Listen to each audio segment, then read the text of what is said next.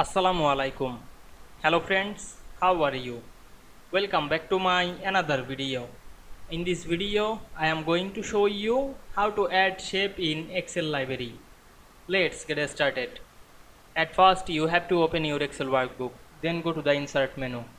Select the shape drop down menu and we can see here many shape. Now I am select the heart shape. Then draw the heart shape, press shift and hold the shift on our keyboard. Now we can see we draw a shape. You can change the color of this shape. Select the shape and go to the shape format menu. Choose shape fill and we can see here many color. Now I am select a color. You can change the outline color, otherwise make none. You can add more than style or effect. Select the shape effect option, choose shadow. You can add any shadow. Now we can see we add shape in Excel library very easily. I hope you enjoyed my video. Please like, comment, share and subscribe my channel. Thanks for watching.